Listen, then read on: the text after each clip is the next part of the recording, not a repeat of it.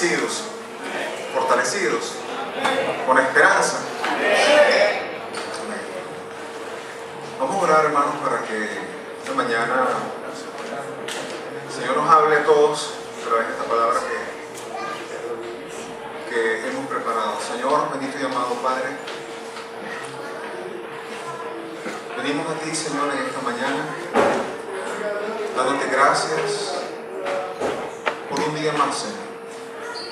Gracias por tus misericordias, que son muchas.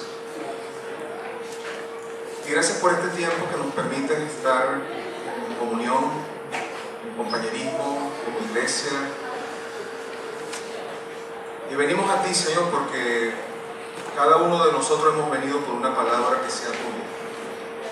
Una palabra tuya, Señor, es la que nosotros necesitamos. Por eso, Señor, yo te pido en esta mañana, Señor, que seas tú, a través de este siervo, que sea tu palabra expuesta, Señor, como a ti te agrada. En el nombre de Jesús. Amén. Bueno, mis hermanos, en esta mañana vamos a continuar con esta serie de predicaciones que tienen que ver con ese plan de salvación que el Señor ideó desde la eternidad. Y haciendo un poquito pequeño repaso de lo que estuvimos viendo la semana pasada, estuvimos revisando esas promesas que Dios había hecho a estos patriarcas, estos hombres de Dios, que eran hombres comunes y corrientes como cada uno de nosotros. Sin embargo, no fueron personas que Dios escogió, que Dios llamó con una misión muy específica.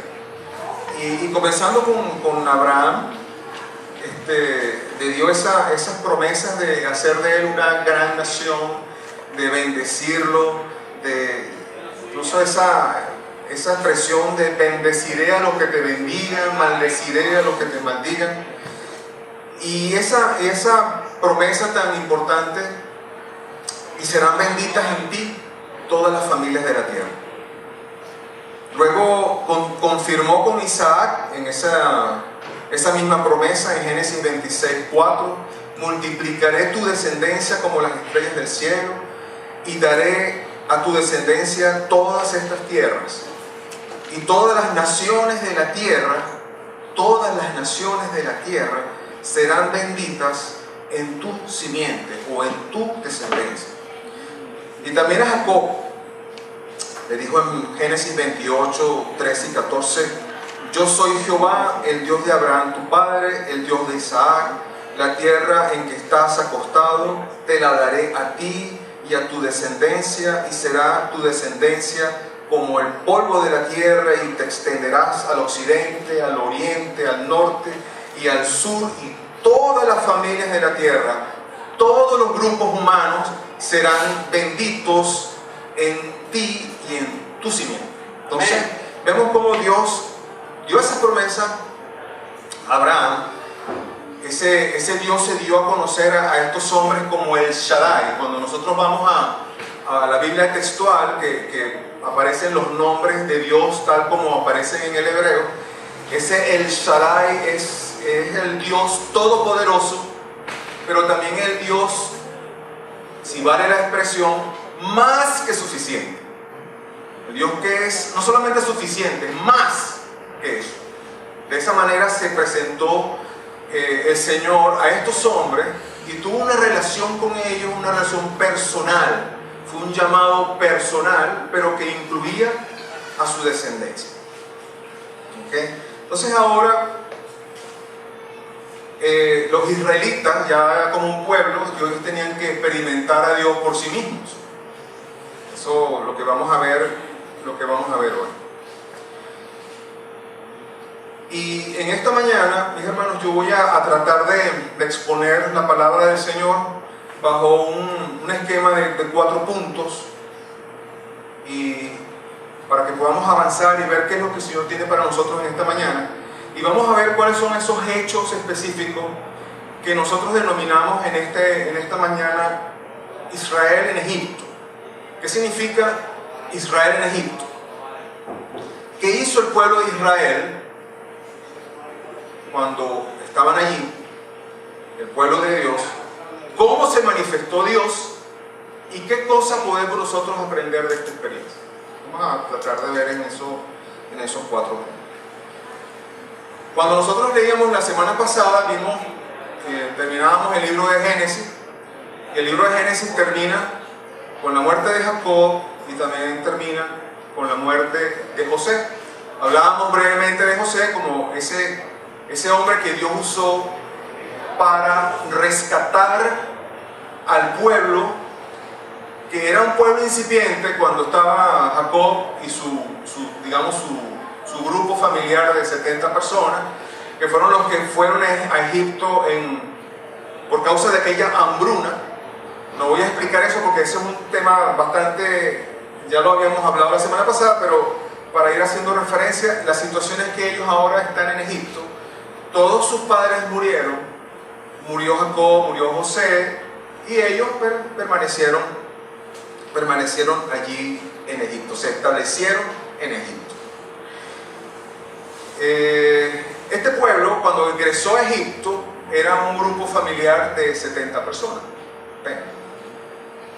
Y cuando nosotros pasamos la página del capítulo 50 de Génesis y la pasamos al Éxodo capítulo 1, la página la pasamos en cuestión de segundos, pero realmente han pasado aproximadamente unos 350 años.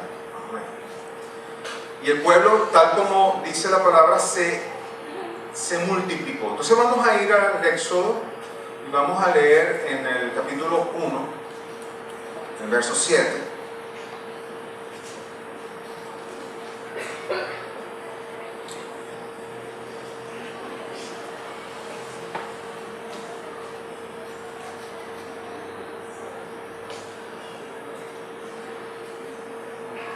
Dice en el verso 7, capítulo 1, y los hijos de Israel fructificaron y se multiplicaron y fueron aumentados y fortalecidos en extremo y se llenó la tierra de ellos. Bueno, de esos 70 que primero habitaron allí en la tierra de Gosén, al norte de Egipto, donde está el delta del río Nilo, una tierra fértil, ellos prosperaron grandemente allí y se cree que ellos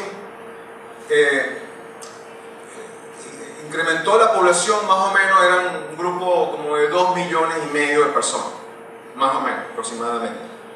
O sea que el pueblo, tal como el Señor había dicho, el pueblo se multiplicó grandemente y después siguió multiplicándose. Pero hay otro evento que sucede acá y lo vemos inmediatamente en el verso que sigue. En el verso 8 dice: entre tanto se levantó sobre Egipto un nuevo rey que no conocía a José y dijo a su pueblo.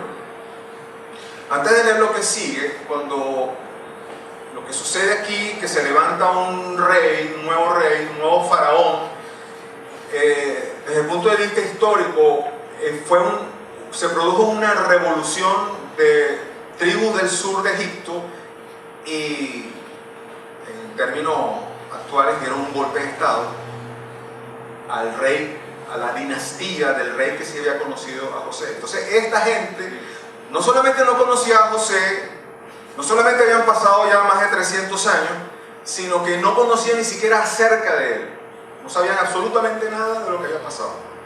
¿Okay? Entonces, por causa de este pueblo que se había incrementado en gran manera, leemos entonces lo que sigue. He aquí, el pueblo de los hijos de Israel es mayor y más fuerte que nosotros.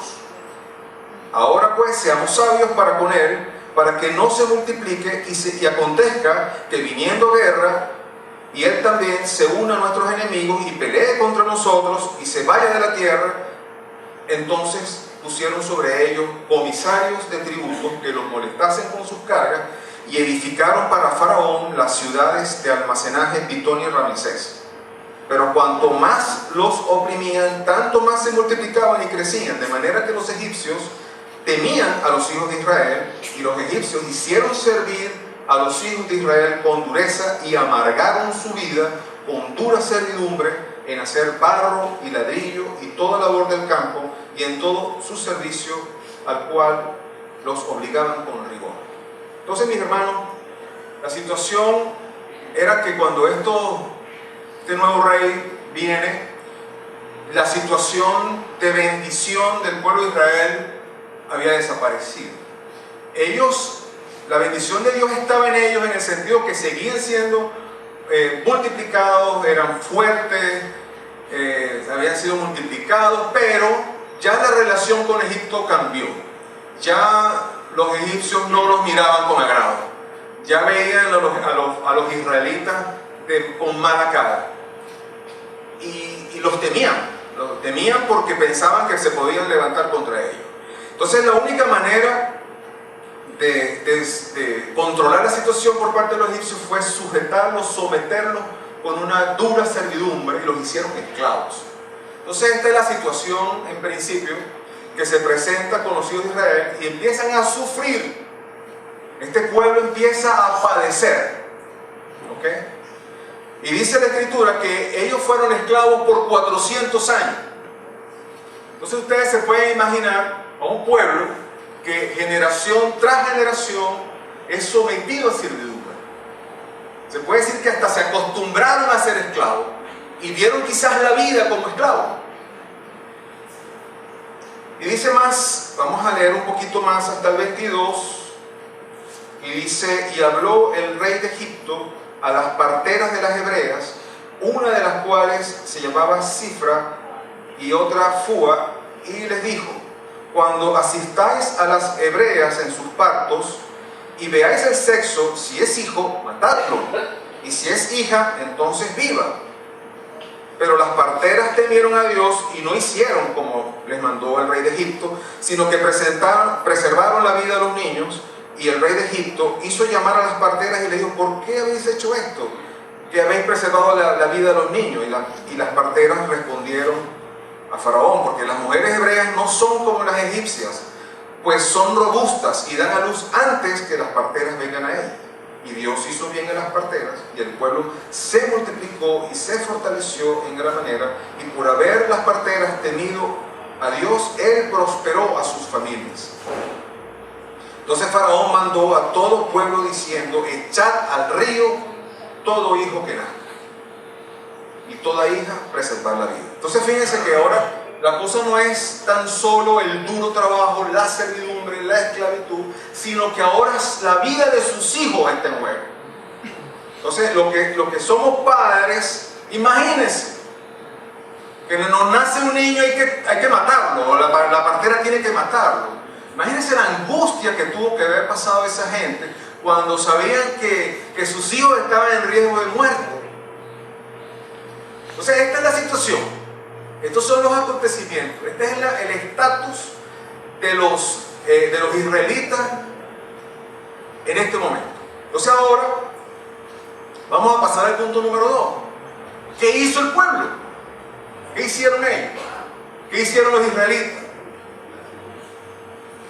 Para ver eso vamos a pasar al capítulo 2 y nos vamos a ir al verso 23.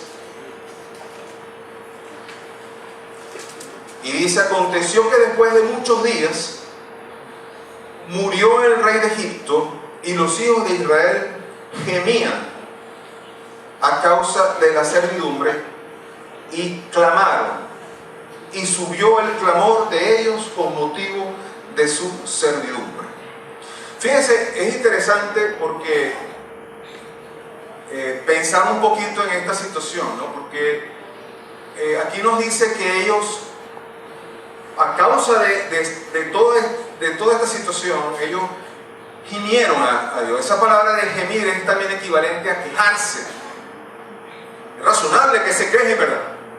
Se quejaron, gimieron. Pero cuando la gente se queda solamente en la queja, normalmente no pasa nada. Pero dice algo más también: clamar. Ya hay un clamor. Cuando hay un clamor y hay algo más específico, ya ellos están diciéndome: estoy sufriendo a causa de esto. Y hay algo más todavía, porque dice que subió el clamor a Dios. O sea que ya hay un clamor específico, ya ellos están clamando a Dios. Pero ¿qué pasa? Que ellos no conocían a Dios así como Abraham conoció a Dios. Ellos no conocían a Dios como Jacob o como Isaac. Ellos apenas, recuerden que han pasado más de 300 años, ellos apenas han escuchado de un tal Abraham, de un tal Isaac y de un tal Jacob, que Dios los llamó y que les dio las promesas, y posiblemente conocían esas promesas. Recuerden que ellos no tenían ahí el libro de los Salmos, ¿verdad? Para leer ahí los Salmos de David y poder tener algo de refrigerio. No había escritura, mis hermanos. Ni siquiera el Pentateuco, que fue escrito por Moisés, ni siquiera Moisés había nacido. Entonces, ¿qué tenían ellos? Bueno, ellos tenían simplemente lo que conocían a través de las tradiciones orales, porque no había la escritura, no tenían registros de lo que Dios había hecho, solamente lo que habían escuchado. Entonces, el pueblo, esta es la situación, ellos claman a Dios. Ahora, ¿qué Dios hace? Vamos al tercer punto. No crean que estoy pasando muy rápido, voy más bien lento. ¿Qué hizo Dios?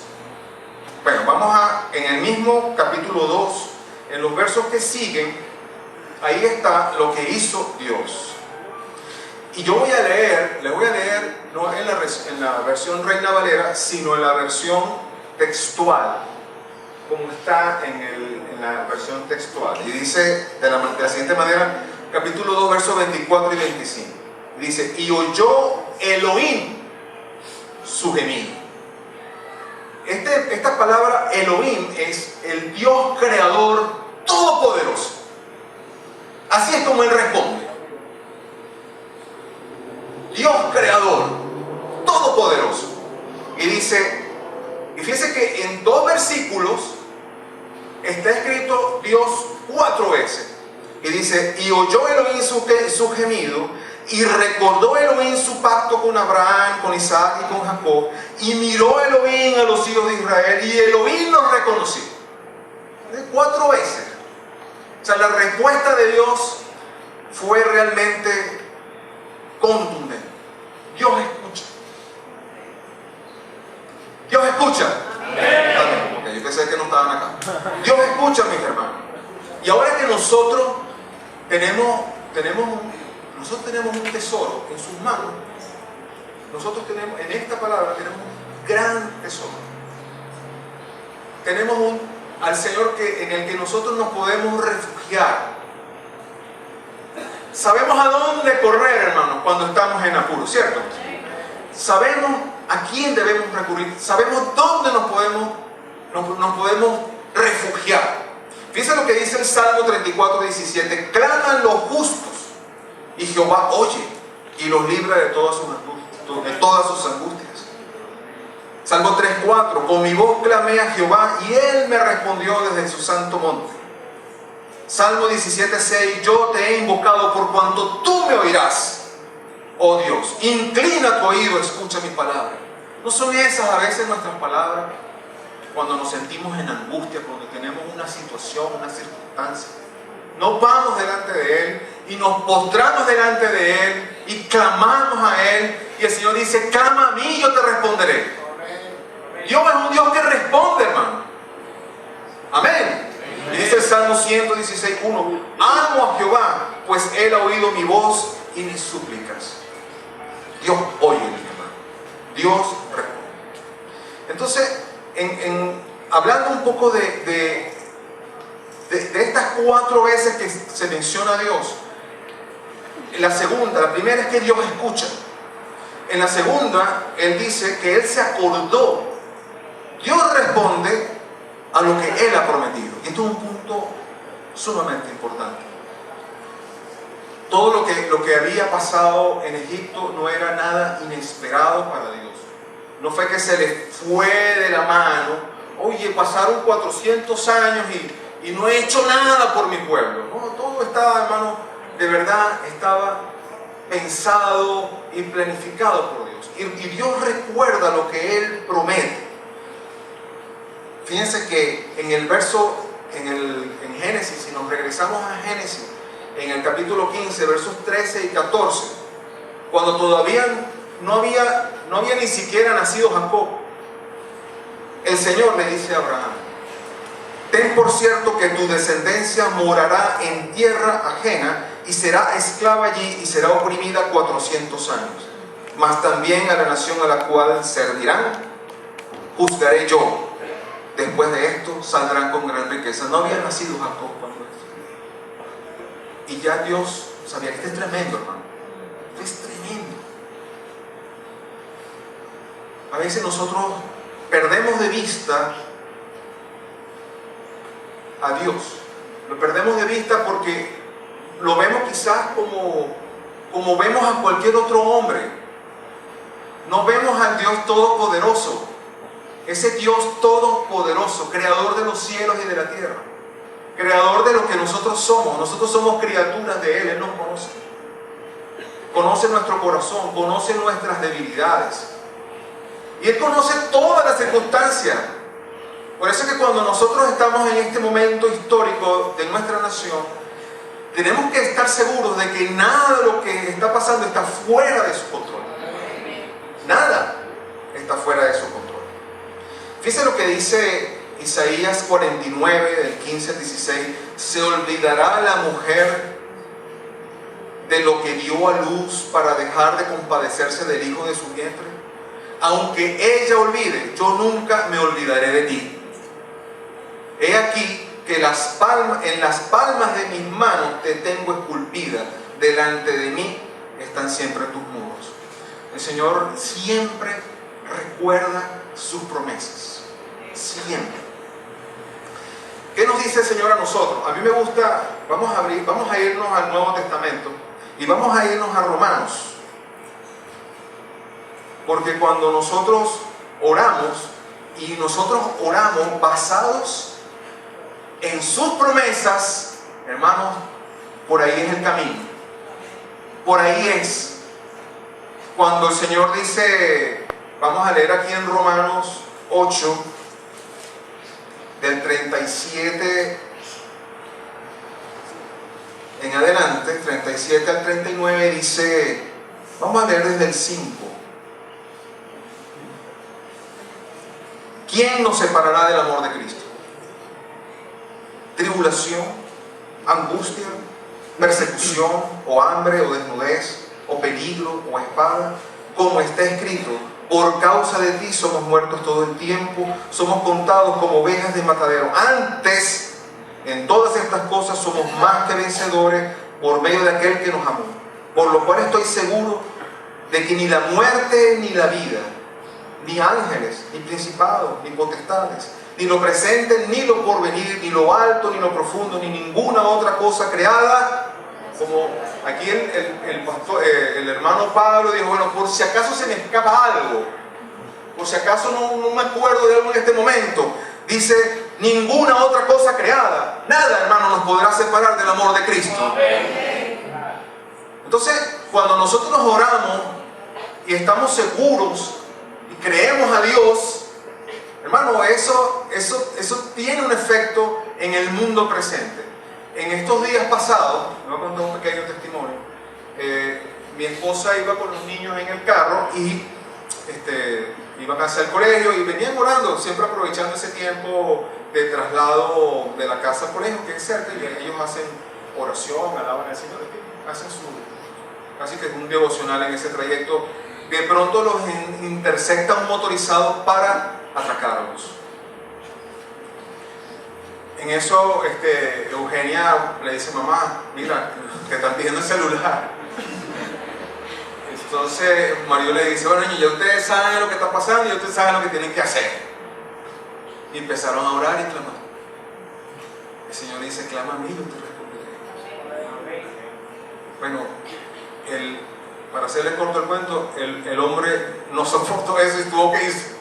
No pasó nada. Gloria a Dios. El Señor, cuando los justos claman, Él oye. Entonces, si usted no se considera justo, no puede clamar. Pero Dios nos ha justificado en Jesucristo. Amén.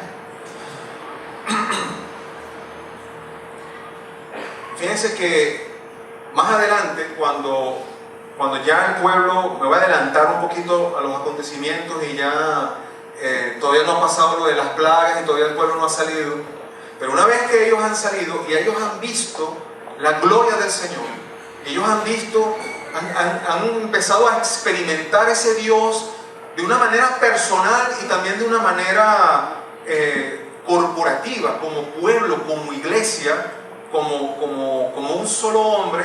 Entonces el Señor le dice, vosotros visteis lo que hice a los egipcios y cómo os tomé sobre ala de águilas y os he traído a mí. Ahora pues, si diereis oído a mi voz y guardareis mi pacto, vosotros seréis mi especial tesoro sobre todos los pueblos, porque mía es la tierra, y vosotros me seréis un reino de sacerdotes y de gente santa. Estas son las palabras que dirás a los hijos de Israel. Hermanos, son palabras profundas, porque es un Dios, y vamos a ver ahora más adelante, cuando revisemos un poco lo que pasó en Egipto, vemos cómo Dios hace una clara separación entre su pueblo y lo que no es su pueblo. Dios llamó al pueblo de Israel con un propósito. No vamos a discutir en este momento qué pasó y por qué no entendieron las dimensiones de su llamado. No vamos a entrar en ese tema, pero esa es una palabra que también nos sirve a nosotros. Dios también nos ha apartado para ser un pueblo santo. Y sobre ese llamado hay una bendición grande. Eso, lo que ahora nosotros llamamos gracia, ese favor no merecido. Dios nos ha apartado, y dice en Romanos 5 que nosotros hemos entrado en un lugar de privilegio. Eso se llama gracia, hermano, no lo merecemos, pero Dios nos los ha dado, se llama gracia, regalo que no merecemos. Ese es estar en un lugar de privilegio, ese es dado por Él. Igual aquí, Dios le está diciendo a este pueblo que es su especial tesoro, un pueblo apartado. Les está, en otras palabras, comunicando lo especial que ellos son, no por ellos, sino porque Él los escogió, con un propósito. Porque volvemos a la promesa: en ti, en tu simiente, en tu descendiente, serán benditas todas las naciones de la tierra. Por ahí va el llamado del pueblo de Israel. No lo vamos a discutir ahorita porque es bastante largo. En tercer lugar, Dios miró. Siempre Dios está mirando. Siempre. Dios mira. Dios no está de vacaciones. Dios siempre está mirando. Y mira lo que pasa. Sobre todo, lo que más mira el Señor es el corazón. Él mira las intenciones de nuestro corazón. Y de eso vamos a hablar un poquito más adelante. En Salmo 94, 7 y 9 dice: no verá Dios, ni entenderá Dios, el Dios de Jacob. Entended, necios del pueblo, y vosotros fatuos. ¿Cuándo seréis sabios? El que hizo el oído no oirá, el que formó el ojo no verá. Y en Jeremías 23, 24, ¿se ocultará alguno, dice Jehová, en escondrijos para que yo no lo vea? ¿No lleno yo, dice Jehová, el cielo y la tierra? Y por cuarto, Dios los reconoció. Ese Dios los reconoció, en otras versiones, dice que los tuvo en cuenta. Y hay otra versión que es bien interesante porque dice: y Dios vio que era hora de actuar. Es bien interesante esa otra versión. Supo que había llegado el tiempo de actuar. Y fíjense que cuando el Señor tiene ese encuentro con Moisés, cuando le hace ese llamado a Moisés para ir a rescatar al pueblo de Israel, le dice lo siguiente. Vamos a regresarnos a Éxodo 3, los versos 7 y 8.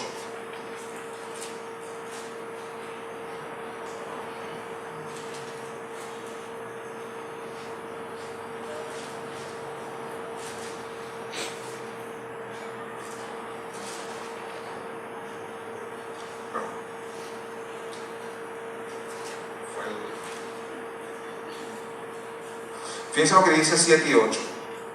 Dijo luego Jehová: bien he visto la aflicción de mi pueblo que está en Egipto, y he oído su clamor a causa de sus exactores, pues he conocido sus angustias y he descendido para librarlos de mano de los egipcios y sacarlos de aquella tierra a una tierra buena y ancha, a tierra que fluye leche y miel. Dios no deja de mirar. Él está siempre mirando. Mira lo que pasa, mira lo que decimos, lo que pensamos. Dios conoce, mis hermanos, nuestras luchas, conoce nuestros temores. ¿Alguno de ustedes tiene temor? ¿Alguna clase de temor? ¿Alguna lucha? ¿Hay alguna lucha? Amén. No hay lucha. Amén, ¿verdad? Tenemos pecados. Amén. Dios conoce todo eso, hermano. Conoce nuestras necesidades. Conoce también las artimañas del enemigo. Pero la palabra del Señor siempre prevalece. La promesa de Él siempre prevalece. Dice Jeremías 29:11, porque yo sé los pensamientos que tengo acerca de vosotros. Dice Jehová, pensamientos de paz y no de mal, para darlos el fin que esperáis. Dios sabe cómo guiarnos y cómo sacarnos de la aflicción. Él sabe cómo guiarnos, sabe que estamos en una aflicción y sabe qué va a lograr el Señor con esa aflicción. Él sabe qué quiere lograr con eso, si lo permite, porque Él lo permite. Él permite la aflicción. El Señor Jesús fue muy claro con eso y lo dijo claramente: en el mundo tendremos aflicciones, pero que tengamos confianza en Él. Pasamos al cuarto punto y quisiera pasar lo más rápido posible por este cuarto punto, porque vamos a ir viendo las plagas de Egipto. Porque Él desciende, como acabamos de leer, Él descendió, el Señor desciende, es hora de actuar. Y entonces ahora los israelitas van a ver ya no solamente lo que les está diciendo Moisés, porque ciertamente Moisés tiene un encuentro personal con el Señor, pero ese encuentro que tiene Moisés es para después transmitirle a un pueblo. Es como un ministro, es como un pastor que le transmite al pueblo lo que Dios dice. Pero ahora es necesario que el pueblo experimente al Dios de sus padres. Es necesario que ellos conozcan a ese Dios que dice que es todopoderoso. Es necesario que ellos lo conozcan. Es necesario que ellos experimenten en ellos mismos ese Dios maravilloso, ese Dios de maravillas. Tiene que ser experimentado. Nosotros tenemos que experimentar a Dios. Cuando lo buscamos a Él con intensidad, experimentamos a Dios de una manera personal, ¿o no? Pero hay que buscarlo. Dice: el que me busque será por mí hallado. ¿Amén o no? Entonces fíjense, cuando Dios desciende, no voy a leer todos los versículos, voy a ir como por partes, y vamos a comenzar desde el capítulo 7. Pero vamos a ir más o menos rapidito para no quedarnos en muchos detalles, sino en algunos que me parece que son muy importantes. Entonces, en primer lugar, el Señor manda a Moisés para que hable con Faraón y le diga: mira, Faraón, es necesario que dejes salir al pueblo al desierto a adorar al Señor. Y Faraón se niega, pues no conoce a Dios, no sabe quién es Dios. ¿Quién es Dios? Él no me ha hablado a mí, yo no conozco, no, más no van, no se vistan porque no van a salir. Entonces viene la primera plaga advertida de antemano y las aguas del Nilo son convertidas en sangre. Bueno, este es el primer golpe, un golpe bajo a los egipcios, porque el río era un río sagrado, era equivalente a un dios, el río Nilo, porque el río regaba toda esa tierra. Los egipcios eran agricultores en muy buena parte y tenían, había siempre mucho alimento en Egipto. Recordemos en el Génesis cuántas veces no fueron a Egipto a comprar alimento. Bueno, el río sagrado al que daban honor y gracia a los egipcios por ser un gran recurso para su agricultura, entonces de un momento a otro ya fue repugnante porque empezó a oler mal el río. El río se convirtió en sangre y los peces murieron, empezó a oler mal, se hizo repugnante. El dios río Nilo dejó de ser. Ese es el primer golpe. Después viene la segunda plaga, las ranas. Eso está en Éxodo 8, del 2 al 6. También las ranas eran veneradas. De hecho, si a alguien le gusta la egiptología, van a ver que hay muchos adornos que son ranas. Era una deidad, era como una especie de símbolo de la fertilidad. Entonces cuando ellos escuchaban las ranas croar o hacer su sonido, entonces decían, vamos a tener una buena cosecha. Qué bueno, las ranas están cantando. Entonces se llenaron de ranas. Ranas por todas partes. Ranas debajo de la almohada, en el baño, en la cocina, en todas partes. Entonces fue una gran frustración, porque bueno, tantas ranas, ¿no? Después en la tercera plaga vino la plaga de los piojos, algo también muy repugnante, Éxodo 8, 16, 17. Después viene la plaga de las moscas. Dios en esta cuarta plaga comienza a hacer distinción entre los israelitas y los egipcios.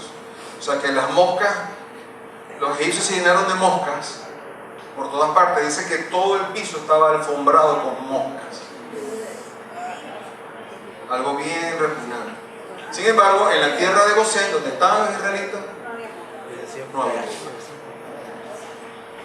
Después viene la quinta plaga, que es la peste de los ganados, una peste que hacía morir al ganado.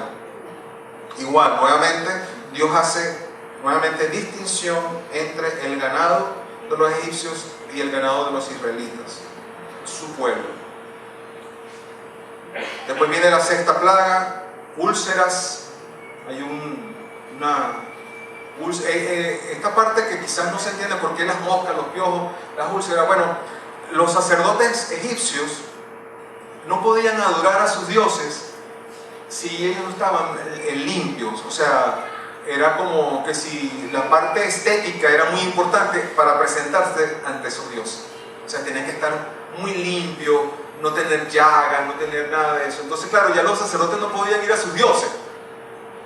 Entonces, un poco por eso es la razón de esta plaga. Eso le dicen, ¿por qué las moscas? ¿Por qué los piojos? Porque eso los hacía ponerse a ellos en unas condiciones no aptas, estéticamente hablando. Más bien daban repulsión y de esa manera no se podían acercar a sus dioses falsos.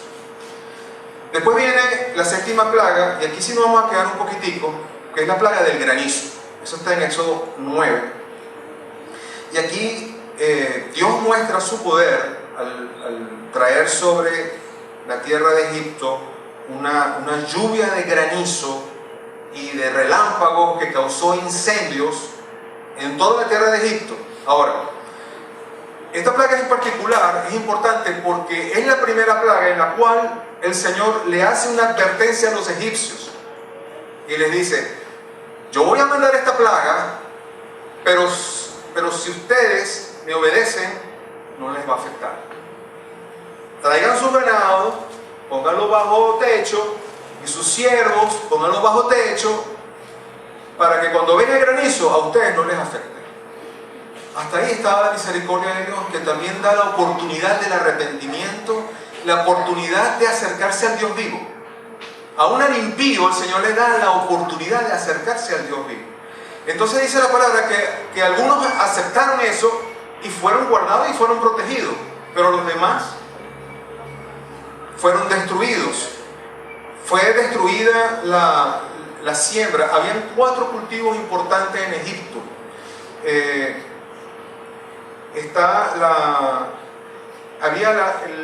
Lo que era el lino y la cebada estaban ya por ser cosechados cuando cayó esta plaga del granizo. Pero el trigo y el centeno todavía no estaban maduros. Entonces, cuando vino esta plaga que se supone que fue alrededor del mes de febrero, marzo, destruyó una parte de la siembra. Pero aquí cuando Faraón entre comillas, se arrepiente, diga, bueno, sí, es verdad, he pecado, bueno, está bien, vayan a adorar a su Dios, etc. Y todo aquello. Y después él se niega. Entonces aquí hay algo bien importante. Es notable esa actitud de aparente comprensión y aparente arrepentimiento.